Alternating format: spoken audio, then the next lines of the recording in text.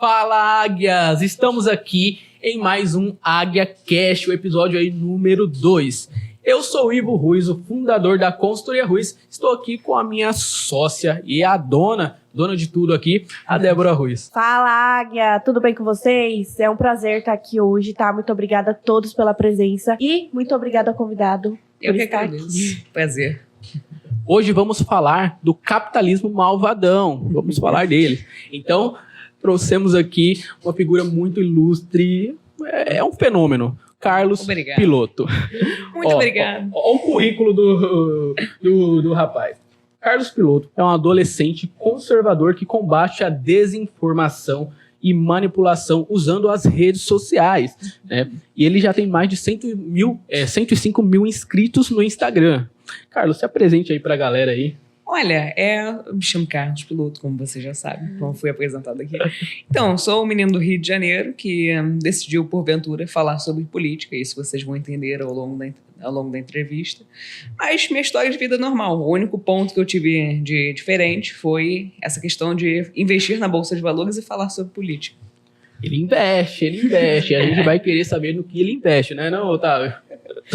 Mas eu já vou começar fazendo uma pergunta. Diga. Como que é falar de política na sua idade? Olha, eu não acho que tem uma diferença entre falar sobre política na minha idade e falar sendo um adulto ou alguma coisa assim.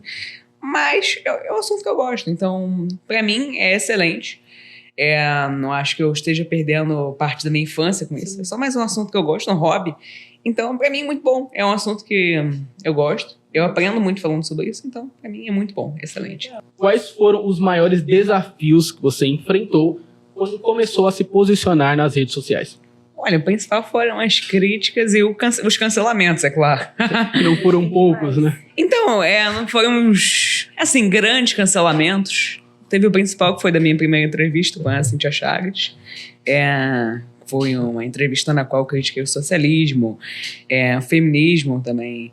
Então, foram esses pontos que me fizeram ser cancelado e ser também mais conhecido. Mas eu não no primeiro momento, enfrentei aquilo como uma pessoa que está nas redes sociais precisa enfrentar com calma e também com coragem. Você precisa ter coragem para se posicionar politicamente. É um assunto difícil. E aquilo foi bom, o cancelamento ele foi bom para mim, porque trouxe várias pessoas que gostaram do meu conteúdo. Eu também tive muito apoio dos meus familiares e de vários amigos. Então, nesse cancelamento eu consegui passar muito bem por ele. E foi algo que me ajudou a crescer e me tornar mais forte com relação a isso. Incrível. Hoje em dia, na verdade, eu como influenciadora também digital, que vivo na internet, eu não consigo lidar ainda 100%. Vou ser sincera com você, não é difícil. Não é fácil. Mas, já que a gente está falando sobre conservadorismo, explica pra gente o que é esse termo. Bem, o conservadorismo, na verdade, o conservador em si, ele é a favor das coisas que deram certo ao longo do tempo. Ele defende as coisas que resistiram ao teste do tempo. Um exemplo, a família tradicional. A família é a base de tudo. A sua família, ela vai te ajudar. Sua família, ela vai ser a sua base. E essa é uma das coisas que a esquerda quer destruir. Inclusive, há vários esquerdistas dizendo isso. O próprio Marx tem no Manifesto do Partido Comunista, ele fala sobre o fim da família, a destruição da família, porque ela é uma instituição burguesa, segundo ele. E eu acho que é uma das coisas que a gente tem que proteger, a família. Eu, principalmente, defendo o conservadorismo por isso. Essa é uma das pautas, apenas. E assim, qual a diferença, né? Porque a galera fala de direita e coloca todo mundo no mesmo cesto, né? Mas qual a diferença do conservador e do liberal? Tá. O liberal, ele aceita que você faça as coisas desde que você não afete a vida dos terceiros. O liberal, ele é a favor da liberdade econômica, do livre mercado, das liberdades individuais. Tudo bem. O livre mercado, ele sim é uma das pautas do conservador, mas não é a principal. O conservador, ele é a favor da vida, ele é contra o aborto. O conservador, ele é mais cético. Eu posso dizer que o conservador acaba sendo mais racional em certos pontos. Então, eu acho que tem algumas diferenças, mas, no geral, o conservadorismo e o liberalismo andam juntos. Mas, na sua opinião, tem a ver com religião? Você acha que é possível um ateu ser conservador? Sim, eu acho que sim, porque o conservadorismo ele não obriga que as pessoas tenham alguma religião para seguir o conservadorismo. Na verdade, o conservador ele apenas quer defender e proteger o direito do ser humano de ter uma religião. Que a gente vê que em alguns países de esquerda, alguns países socialistas, isso não é possível. Coreia do Norte, você é pego com uma Bíblia, você vai preso. Ou só Deus sabe o que pode acontecer com você também. Então... Mas assim, se eu não estiver enganado, seus pais são liberais, né? Uhum. E você conservador. Por que você escolheu o conservadorismo? Olha, pra mim, pelo que eu já li também até o momento, minha opinião pode mudar, mas até um momento é o que faz mais sentido pra mim. Também pelos livros que eu já li sobre o tema, eu acho que é o que faz mais sentido. Mas posso mudar também de opinião. Eu acho que o conservador, ele é mais cético. Eu gosto desse ceticismo no conservadorismo. E também tem algumas pautas que eu acho que o conservador defende que são diferentes do liberal, por exemplo. Sobre a família tradicional. Eu acho que o liberal, ele aceita todos os tipos de família, também como o conservador, ele respeita, mas ele acredita que a família tradicional, pai e mãe, é o correto, na verdade, correto, vamos dizer assim, não, é o que deu certo ao longo do tempo, na maior parte das vezes. Bom, então você aí que acha que ser conservador tem a ver com religião, você está enganado, né? Eu vejo muito isso, a galera confunde o conservadorismo com religião, tá? E não é isso. Não é que não tem nada a ver, mas não é isso assim na prática, tá? E você virou meme na internet e acabou sendo muito atacado, né? Eu presenciei isso. Como foi pra você isso? Olha, no primeiro momento, diferente, vamos dizer assim.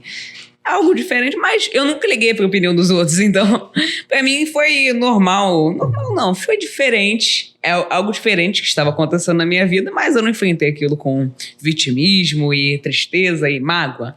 Eu enfrentei, eu tive coragem, continuei botando minha cara a tapa nas redes sociais e fui indo. Fui convivendo com isso, que também não foi nenhum problema pra mim. Que bom.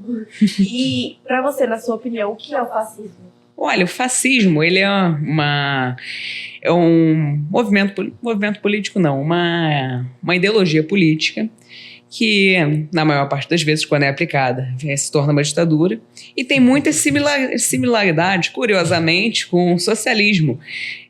O Benito Mussolini também defendia o Estado grande. Além disso, além dele defender o Estado grande, ele defendia as estatais, por exemplo. Ele era contra as empresas privadas. Então, eles têm ali umas similaridades, o socialismo e o fascismo. E as pessoas, hoje em dia, tendem a dizer que o Bolsonaro é fascista. A gente ouve isso diariamente. E eu acho que isso é burrice, chamar o Bolsonaro de fascista. Não faz o menor sentido. E, normalmente, quem diz isso desconhece do que é fascismo. E quando você diz que o Bolsonaro é fascista, você está banalizando o tema do fascismo. Você está dizendo que o Bolsonaro é fascista, mas aí você pergunta para uma pessoa dessas: o que é fascismo? Ela vai saber te responder? A maior parte das vezes não. E pior ainda, essa pessoa não vai saber relacionar o Bolsonaro com fascismo. Foi só alguma coisa que essa pessoa ouviu de alguém na internet. Uhum. Bom, a gente fez a pergunta sobre ser cristão, né? Sobre ser ateu e conservador, né? Se fazia sentido. E agora, ser de esquerda e cristão, faz sentido? Olha, você pode até ser de esquerda e cristão, mas eu acho que também é outra coisa que não faz o menor sentido. Países socialistas, por exemplo, eles são totalmente contra a religião, oprimem quem tem alguma religião. Como eu citei lá o exemplo da Coreia do Norte, você não pode nem ter uma Bíblia, é proibido. Quem for pego com uma Bíblia é preso. Mas, tipo, um cristão que defende o Lula também não faz muito sentido. O Lula apoia o aborto. O cristão que apoia o aborto não é um cristão. Tá estranho isso. Mas, no geral, países de esquerda reprimem o socialismo, o cristianismo ou o catolicismo também. Então, na maior parte das vezes, não faz o menor sentido. Não faz sentido assim modelos que a gente tem no mundo acabam reprimindo, né? Uhum. Recentemente ele Mudou o posicionamento. Diz ter mudado o posicionamento dele, mas eu acho que foi só para a campanha dele. Posso falar isso? Tá. Só complemento. Mas só um complemento aqui que eu tenho que adicionar. Ontem o Lula, na verdade não sei que dia que vocês vão ver isso daqui, mas recentemente o Lula disse que ele é a favor da vida e, consequentemente, contra o aborto. Eu acho que essa fala foi só algo que o pessoal da campanha dele pediu para ele falar. É igual lá o Marcelo Freixo falando que é contra as drogas. Comentem aqui qual a sua opinião. Se é uma jogada política ou vocês concordam que ele tá falando de coração, que ele realmente é contra. Comenta aqui. Agora, muita gente fala que os bilionários não devem existir. Uhum. Você concorda com essa opinião? Qual que é a sua opinião sobre isso? Essa fala é uma estupidez. É uma estupidez, uma maluquice, porque os bilionários, eles criam emprego. Inclusive, quem comenta, quem faz essas falas, normalmente está usando coisas produzidas por bilionários. Quem tuita isso lá no Twitter, está usando a plataforma de um bilionário. É uma hipocrisia. Mas continuando na questão dos bilionários existirem, se isso é bom ou não. Eu acho que é muito bom, porque eles criam lá os empregos. E a pessoa é bilionária porque ela fez alguma coisa de útil para o mundo. Ela teve uma ideia interessante para o mundo. Então, por isso que ela ganhou dinheiro. E fora que os bilionários, eles ajudam as pessoas. Eles geram aquele emprego. Então, cite alguns motivos do porquê os bilionários devem existir. Olha, foi basicamente o que eu falei agora, que os bilionários, eles geram emprego e têm ideias e criaram coisas bem úteis que hoje em dia ajudam a humanidade. E por isso que eles são pessoas ricas. Eu acho errado também taxar Não é eles. por acaso, né? Não é por acaso que eles são bilionários. Uma coisa que eu sempre falo que você é recompensado de acordo com o tanto que você gera de valor. O pessoal geralmente fala assim, mas o Neymar, ele ganha milhões e o professor ganha pouco. E deixa eu explicar isso. Né? O retorno financeiro que o Neymar traz e o alcance que ele tem é muito, mas muito maior do que o professor. O professor ele tem uma sala ali com 30 alunos, 40 alunos, né? Numa faculdade de 200 alunos, então é limitado. Né? Não que um seja mais importante que o outro, né? Mas financeiramente, o Neymar, ele entrou no PSG, vendeu milhões de camisas. Ele gera mais valor. Entendeu? Então, quanto mais valor você gera para o mundo, mais retorno financeiro você pode ter. Olha, é exatamente isso. Essas pessoas, a mesma pergunta. Por que o funkeiro ganha mais que o... Professor, vou usar também esse exemplo. O funkeiro, ele gera mais valor. Ele alcança mais pessoas. Né? Portanto, tanto que eu não gosto mesmo que eu não goste do funkeiro, do funk, ele gera mais valor. Isso é algo inegável. Ele alcança mais pessoas, ele gera mais dinheiro. Isso, gerar valor, pessoal, não fazer só coisas boas, não exatamente. Tanto de retorno que você traz com aquilo que você faz. Né? Muitas pessoas também confundem isso. E assim, agora, Carlos, sobre desigualdade social. Muita gente fala que é o grande problema do mundo atual, né? A gente precisa resolver a desigualdade, um dos pontos mais importantes. Não, eu acho que primeiro a gente tem que resolver a questão da pobreza. A gente tem que diminuir a pobreza, porque, na minha opinião, a desigualdade social não é o problema principal. Sabe por quê? Pobreza não significa desigualdade social, por exemplo. Em um país da África, por exemplo, temos uma população altamente igual, bem igual economicamente. E lá as pessoas, você vê que no país da África, as pessoas são bem pobres. Mas elas vivem numa sociedade bem igualitária. Temos aqui também os Estados Unidos. As pessoas, elas não são tão pobres quanto na África. As pessoas são bem mais ricas. Mas o índice de desigualdade é bem maior do que nesse da África, no exemplo da África. Então, eu acho que a desigualdade social, ela não é um problema, porque ela não significa pobreza. E como é que eu acho que a gente deveria também combater essa questão da pobreza? Gerando emprego. Também a diminuição das burocracias para a empresa. A pessoa hoje em dia no Brasil, às vezes acaba sendo desmotivada para ter uma empresa, justamente porque é muita burocracia.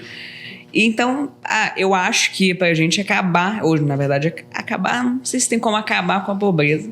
100%, eu acho que isso é mais utópico, mas para a gente diminuir criando emprego, facilitando, no caso, diminuindo a burocracia para a pessoa criar uma empresa. Educação também é um ponto importante para ajudar nesse quesito.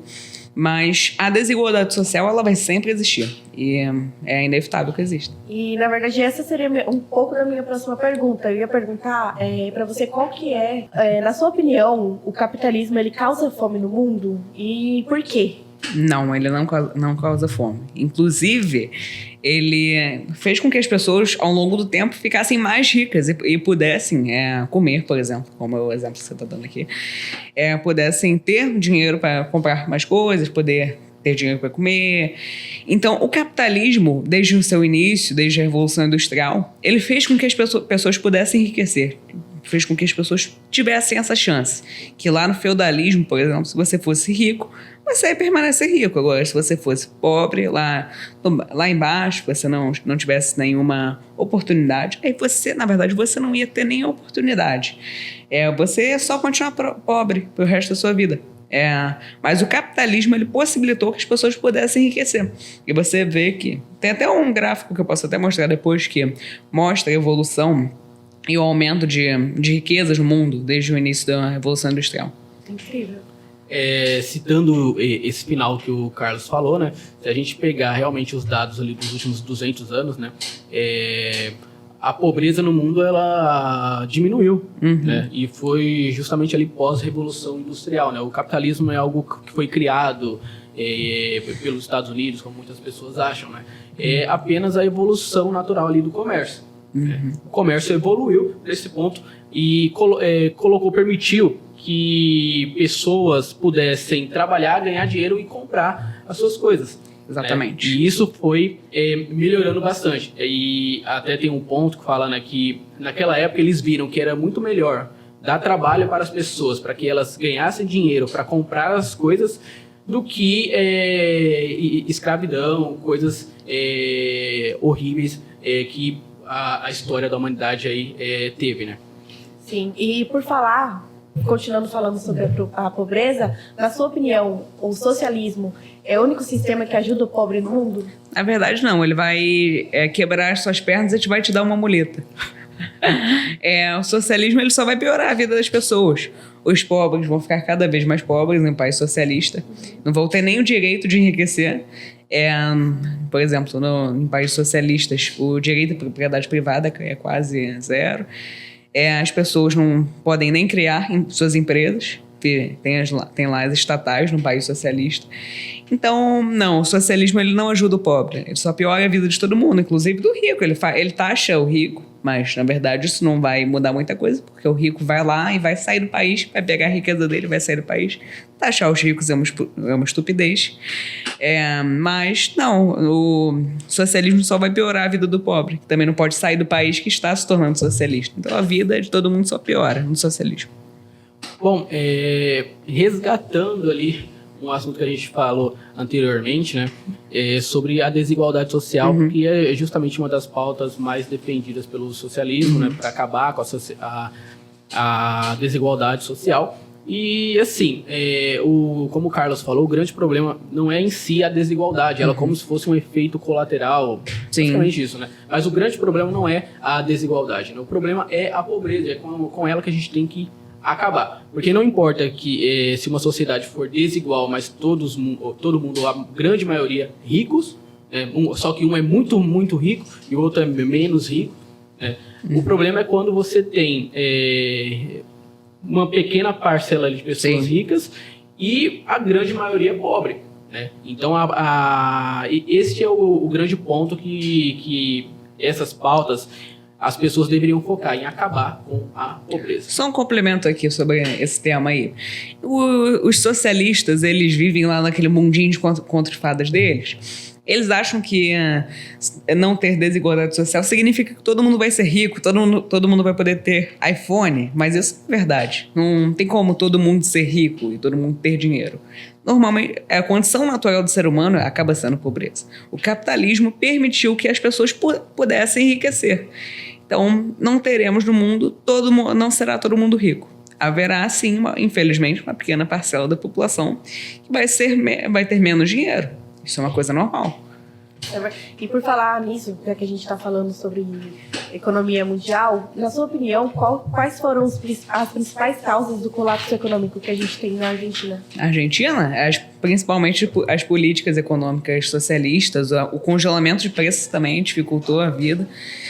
Agora, sobre esse tema de congelamento de preços, que também é uma das principais coisas que está acabando com a Argentina, é que no congelamento de preços, o governo impõe que os preços dos seus produtos parem de aumentar. Mas essa é a questão. Ele vai congelar ali os preços, mas a inflação vai continuar subindo. Aí os produtos vão começar a se esgotarem, porque não vai valer mais a pena para o empreendedor produzir aqueles produtos. Aí os produtos que ainda estiverem lá no mercado vão ser vendidos por um preço muito mais alto, por causa da oferta e da demanda. A oferta vai ser muito menor e a demanda vai continuar muito alta.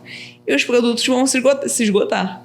E depois, quando voltar, e quando esse congelamento acabar, aí os preços estarão bizarramente altos, muito maiores. É questão econômica, né? Muita gente acha que tudo isso que é falado aqui é questão ideológica. Não, é uma questão econômica, porque realmente não funciona, né? No Brasil, inclusive, já teve congelamentos de preços e não funciona. É uma péssima decisão econômica. E, assim, recentemente, inclusive, né, essa semana, a Bielorrússia também anunciou o congelamento de preços, né?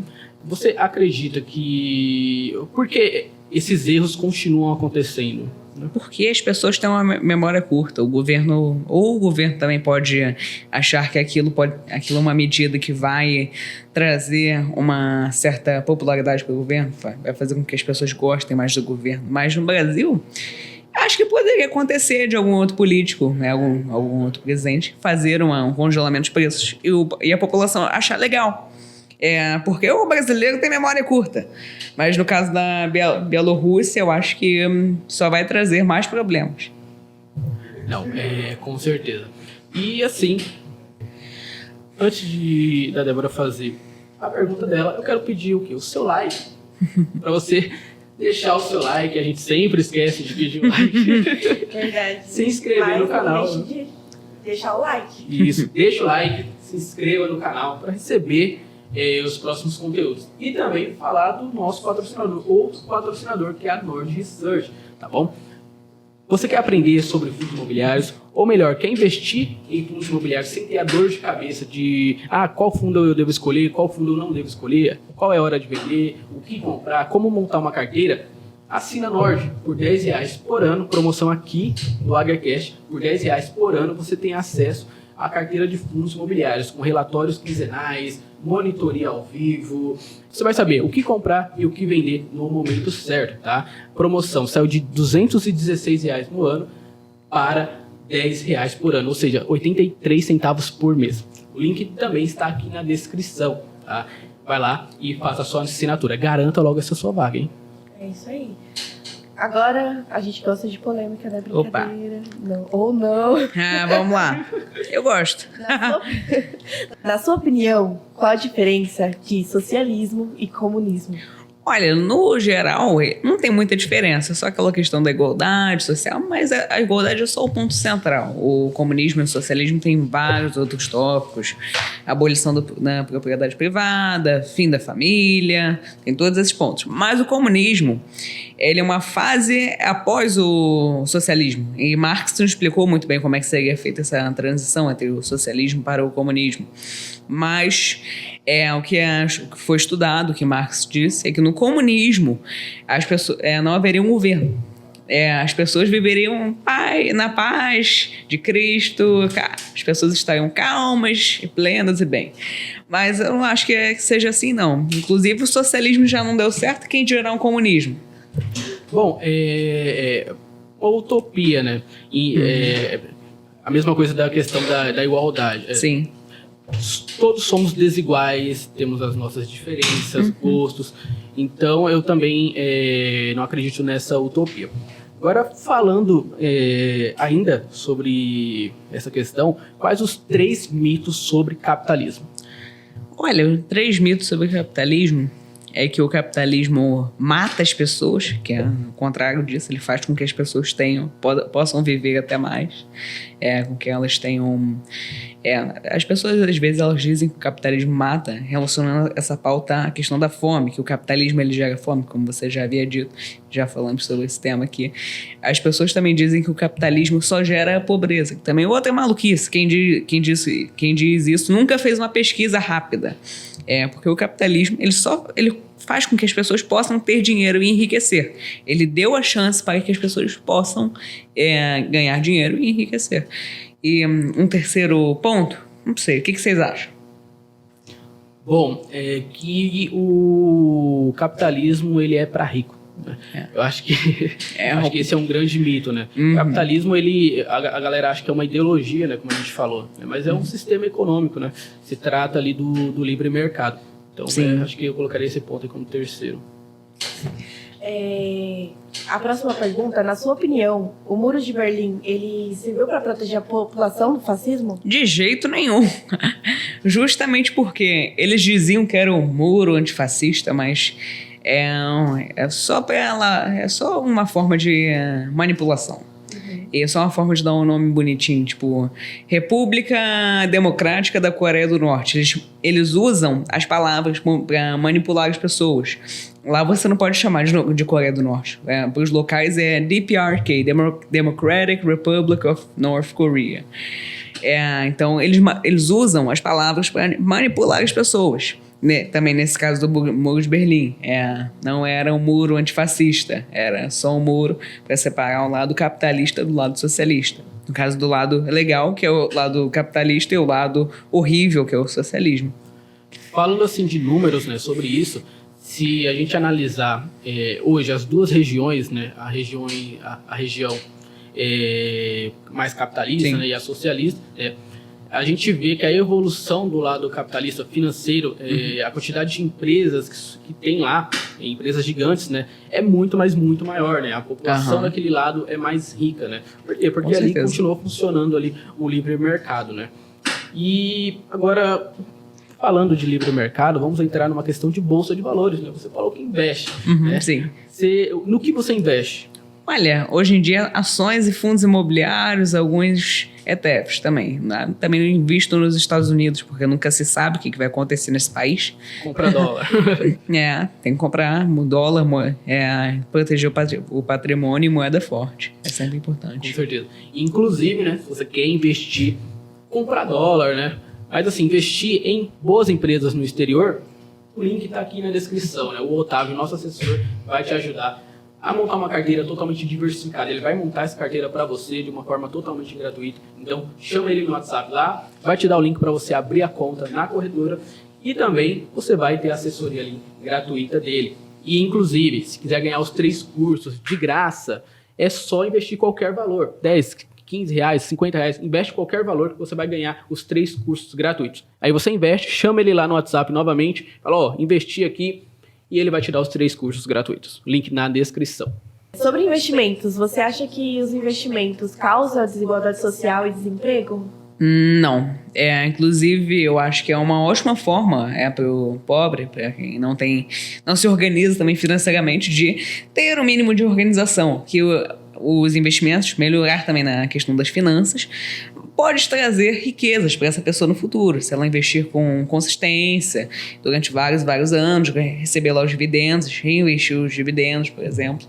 Então, acho que é uma ótima forma de quem não tem dinheiro, também quem é desorganizado, conseguir se organizar bastante. E você acha que o Brasil tem melhorado economicamente? Olha, com o governo Bolsonaro, sim. Agora a previsão do PIB está ficando mais alta, o desemprego está caindo bastante. Então, eu estou otimista com relação ao futuro do nosso país. Também vai depender de quem ganhar agora no segundo turno. Aí, dependendo do resultado, não ficarei muito otimista. Assim, eu fiquei curioso, Carlos. Eu confesso que eu fiquei curioso. Você falou que investe ações, fundos imobiliários. Não sei se você se sente confortável. Você poderia citar um ou outro ativo que você tem na carteira? Tá bom. Então, já gosto de avisar aqui que isso não é uma recomendação de investimento. Estude os ativos, mas tem na minha carteira alguns bancos, Itaú, BPAC, que é o BTG. Mas de ações eu tenho Fleury, VEG, são ações que ainda estão... Ainda vão voltar a subir, estão no momento de queda. Mas eu também não fico vendo muito minha carteira. Eu sei dos meus ativos lá. E também, se eu ficar abrindo todo dia minha carteira, não faz muito sentido fazer isso. Então, você investe pro longo prazo, não gosta de dor de cabeça. E já fica a dica já, porque quando eu comecei no mundo dos investimentos, eu olhava a minha carteira todos os dias. Eu fiz isso nas primeiras semanas, depois eu parei de fazer isso. Eu confesso que eu demorei um pouquinho mais pra melhorar com isso, cerca de um mês. Já que a gente tá falando sobre investimento também, muita gente fala que quem investe fica acumulando patrimônio. Qual a sua opinião sobre acúmulo de patrimônio? Não é um problema. A pessoa ganhou aquilo. É dela. Não tem essa de vamos taxar os ricos. É uma coisa imoral. É imoral você taxar quem trabalhou para ganhar aquilo. É igual você trabalha tantas horas por dia. Aí depois vem alguém que quer tirar 40% de tudo que você ganhou num mês. O imposto também é isso. Eu acho que os impostos do Brasil também são bem altos e são muito mal utilizados. Sim, com certeza, né? E o imposto no Brasil é doído, né? Porque Sim. Ele também pega em itens como cesta básica. Pois é. Você vai no mercado, você paga muito imposto no mercado, então acaba afetando muito o pobre, né? Uhum. Inclusive, se a gente parar para analisar, o cara vai lá e ganha R$2.000. A empresa, geralmente, ela gastou com aquele funcionário, né, para pagar R$2.000 para ele, cerca de R$3.500, R$4.000 no mês, né? E aí ele já tem esse imposto aí na empresa. Aí o cara vai lá, recebe o dinheiro, já é descontado em folha vários outros impostos, né? Se ele ganha ainda acima disso, é descontado pior ainda.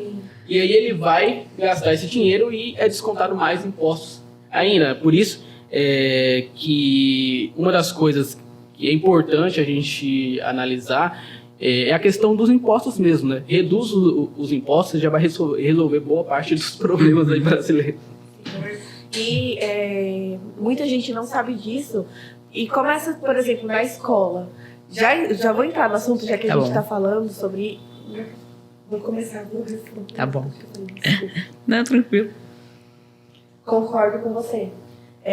Agora vamos falar sobre educação financeira na escola. Uhum. Qual a sua opinião? Por exemplo, na sua escola você aprende? Você acha que é necessário? Não, eu não aprendo na escola, mas eu acho que é bem necessário. Inclusive, alguns meses atrás, uma deputada do PSOL falou que não deveria ter educação financeira nas escolas. Uma maluquice isso. Na verdade, eu acho que é muito necessário para as crianças, para elas poderem... conseguir se organizar financeiramente na vida adulta, para já ter essa base, para também não gastar mais do que você ganha, essas coisas básicas, esses princípios básicos da educação financeira que eu acho que deveriam ser, pelo menos isso, alguma das pautas do ensino escolar. Coisa básica, né? Uhum. Pelo menos o básico. Sem aprender o básico. Na verdade, eu nem sabia, quando eu comecei a investir, que dava para investir.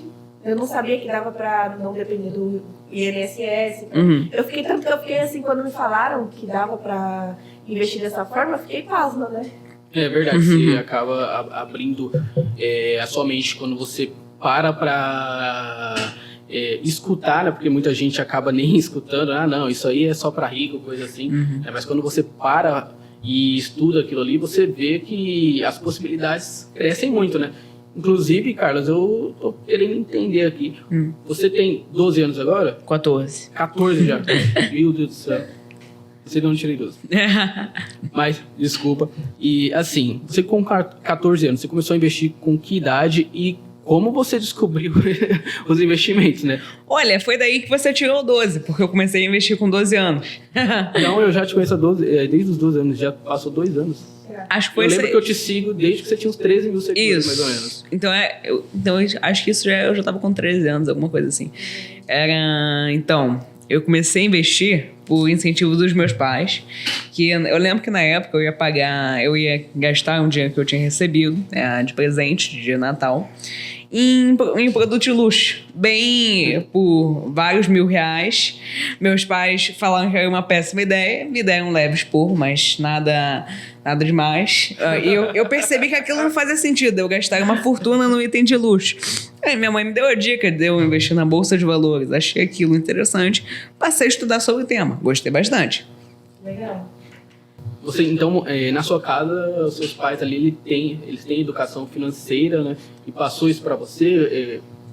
Na verdade, não. Mãe. Meus pais não têm muita educação financeira, podemos dizer assim. Eles estão melhorando. Minha mãe, ela só me deu essa ideia de investir porque ela achava importante também eu ter essa base, né, a questão da educação financeira, que é uma base que meus pais não tiveram. Eles hoje em dia eles melhoraram bastante nessa questão dos gastos e tal, mas eles não tinham uma base na questão da educação financeira. Então, mas minha mãe achava importante eu saber daquilo, da base. De ter a base. Hoje em dia, nem todos os pais, na verdade, apoiam os filhos, né? E se seus pais não te apoiassem, se não fosse sua mãe que te incentivou a isso, você descobrisse sobre o mundo dos investimentos e eles não te apoiassem, o que você acha que... Se eu descobrisse, mas eles não me apoiassem, então, se eu continuasse tendo o dinheiro para investir, eu investi, eu não... Até mesmo, desculpa, reformulando a pergunta, você acha que é importante o apoio dos pais? Acho que é bem importante justamente para isso, para adolescente, para criança ficar incentivado com relação a isso, se incentivar com relação a isso. Sem o apoio dos pais, fica muito mais difícil. O adolescente passa a achar que aquilo não vale a pena, que aquilo é errado, porque não tem o apoio da pessoa que ele vê como um exemplo, vamos supor. Então eu acho que com o apoio dos pais fica tudo muito melhor, muito mais fácil. Isso vem de casa mesmo. Sim. Falando, mãe, me desculpa. Mas no começo, minha mãe mesmo não deixava, por exemplo, acumular patrimônio, porque ela falava que se eu acumulasse patrimônio, eu não sei se pode falar, mas ia acontecer alguma coisa ruim comigo. Então isso vem de casa, sabe? Tem muitos pais que falam, né? Se você começar a investir, acumular patrimônio, seus filhos, por exemplo, vão sequestrar você, vão matar você. Coisas assim que, tipo, são absurdas mesmo. A gente vendo hoje em dia, a gente, nossa, pelo amor de Deus. Mas por incrível que pareça, muita gente da minha família mesmo tem esse mesmo pensamento. Isso, né? Fala assim, se você ganhar muito dinheiro, as pessoas vão te matar pra salvar o seu dinheiro. Vai ter oligor, um monte de crença limitante sobre dinheiro, né? Sim. Por isso é importante a gente falar. E agora, voltando aqui pro tema de capitalismo, muitas pessoas falam que os países nórdicos são exemplos de países socialistas que deram certo. Qual a sua opinião sobre isso? Então, isso não faz o menor sentido. As pessoas, elas dizem isso, elas se baseiam apenas no fato desses países, na maior parte das vezes, na maior parte desses países, terem um governo de esquerda. E, além disso, tem muito assistencialismo nesses países. Então, as pessoas, elas só dizem isso apenas por esses motivos. Mas são países que aceitam o livre mercado, que são países bem livres economicamente falando. E a burocracia para você abrir uma empresa também é muito menor, o número de estatais também é muito menor. Lá tudo funciona, o imposto é bem utilizado.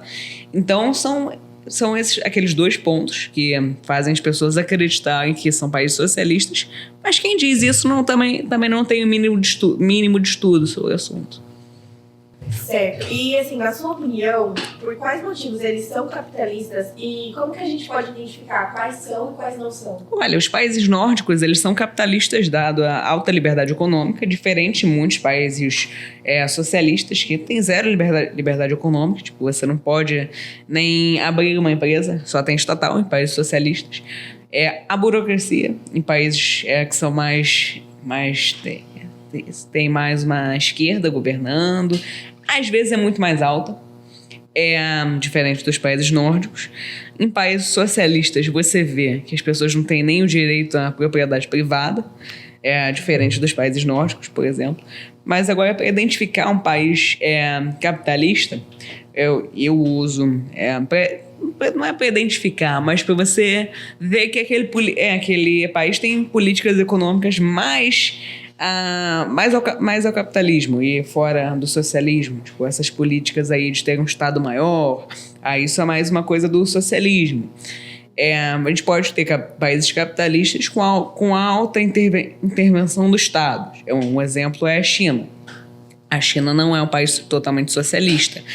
É um país com políticas econômicas, certas políticas socialistas, algumas políticas econômicas socialistas também, mas a China ainda é um país com um capitalismo de Estado, um capitalismo com alta intervenção ali do Estado, ainda existem empresas privadas, mas também tem bastante estatal. Então a China, aí se você perguntar para um historiador, uma pessoa que estuda também bastante sobre o tema China, essa pessoa pode falar sobre essa questão do capitalismo de Estado, pode dizer que a China é realmente um país socialista, que eu discordo disso. Mas aí depende da pessoa. Eu diria que a China é um capitalismo de Estado, não é um socialismo. Ela é, digamos assim, meio capitalista no seu sistema econômico, né? Sim. Mas no seu sistema político ali, ela é bem fechada. Sim. E bem restrita em diversos assuntos, né? Falando de capitalismo e livre mercado, o livre mercado, né? Ele é bom para os pobres? Sim, inclusive é o que pode fazer com que os pobres enriqueçam. Sem o livre mercado, aí que as chances de você enriquecer são praticamente zero. O livre mercado faz com que o pobre tenha esse direito de enriquecer. Em países sem livre mercado, você só enriquece se o governo quiser que você enriqueça. Vou usar o exemplo de Cuba, por exemplo. Cuba, as pessoas elas não podem enriquecer. Também tem uma economia muito fechada. Ali, os ricos é só o pessoal da alta cúpula lá do governo cubano. Na sua opinião, a culpa da pobreza de Cuba e de Venezuela é culpa do embargo dos Estados Unidos? Não, eu acho que sim, tem um embargo em Cuba, existe, isso é inegável, mas não é o problema principal de Cuba. Ali foram as políticas econômicas socialistas, o fechamento da economia cubana, aquela revolução de mais de 60 anos atrás.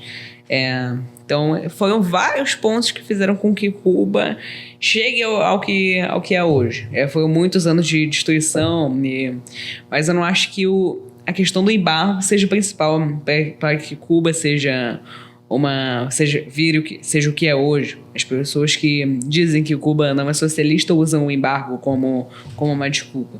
E eu não acho que o embargo seja tão grande quanto as pessoas falam, porque também durante a pandemia chegou lá em Cuba os frangos dos Estados Unidos, diretamente dos Estados Unidos. A comida estava vindo diretamente de lá. E o supermercado para os turistas todo em dólar, com produtos variados, diferentemente de como lá para os cubanos, que é entregue lá a ração, há um racionamento lá. Racionamento de comida, né? É realmente complicado lá a situação. E boa parte, né, o que a gente está falando aqui não é muito sobre ideologia, mas sobre modelos econômicos, né, o que dá certo e o que não dá certo, né? E não dá certo esse modelo econômico que eles adotaram, né? Sim. E, inclusive, a Venezuela era um dos países mais ricos, né, da América Latina e talvez um dos mais ricos do mundo. E também foi práticas desse tipo, né, de modelos econômicos que não funcionam como o socialismo. Agora, Carlos, aqui a gente tem um quadro que se chama Águia ou Pombo. Opa! Eu vou, como se fosse aquele para quem você tira o chapéu. Sim. Mas aqui você vai dizer se a situação é águia ou é uma situação pombo, né? Tá. Vamos lá. Começando aqui já pesadão. O Bolsonaro, ele leva no segundo turno? É uma afirmação assim. Tá. É uma afirmação águia ou pombo? Uma afirmação águia? Águia é bom? Sim, águia. Águia seria bom, beleza. Imaginei. Mas essa é uma afirmação boa, na sua opinião, ou não? Sim, é uma afirmação excelente. Águia, no caso. Eu acho que ele tem altas chances de levar no segundo turno, se ele fizer também um bom trabalho, se ele conseguir converter ali uma porcentagem dos votos de Minas Gerais. Aí só dele conseguir virar ali, aumentar a quantidade de votos que ele tem em Minas, adicionar mais alguns milhões de votos. Também melhorar ali no Nordeste, que ele não está muito bem. Então, se ele também conseguir convencer os indecisos, que eu também acho que eles vão votar no Bolsonaro agora no segundo turno, uma parte deles, eu acho que ele consegue. E se ganhar, eu acho que vai ganhar apertadinho. Desigualdade social é um problema. Não acho. Águia ou pombo? Eu acho que isso daí é um pombo. É uma maluquice dizer que a desigualdade social é o problema central. Petrobras na mão da esquerda. Pombo. Estatais não são para dar lucro, e sim para ter um papel social. Olha, é pombo. Capitalismo deu certo? Águia. Saúde em Cuba é boa?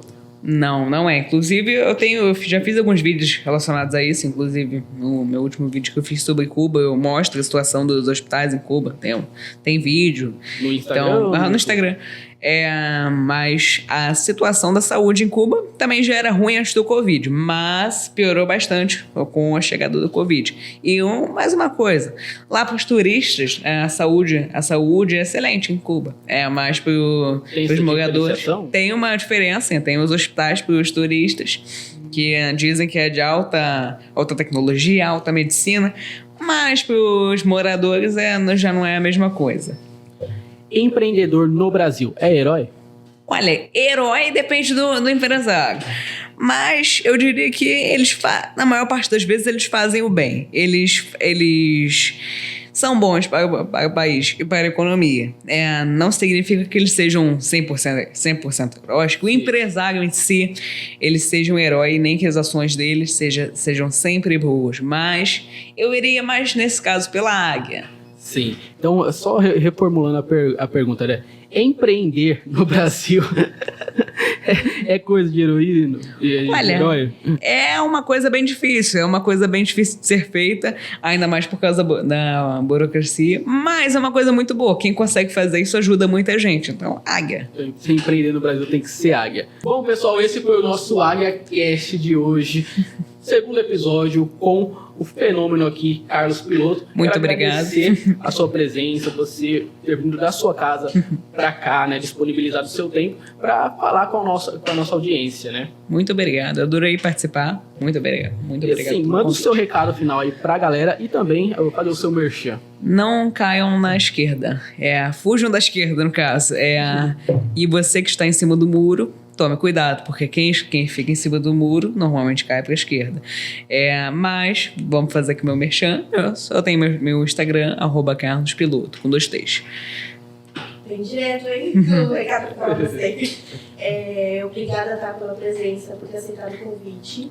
Aprendi bastante com você hoje. Que bom. Aprendi bastante. E muito obrigada a todos vocês que assistiram até o final, que estão aqui com a gente. Não se esqueçam de se inscrever no canal e também deixar o seu like. E vamos voar! Obrigada.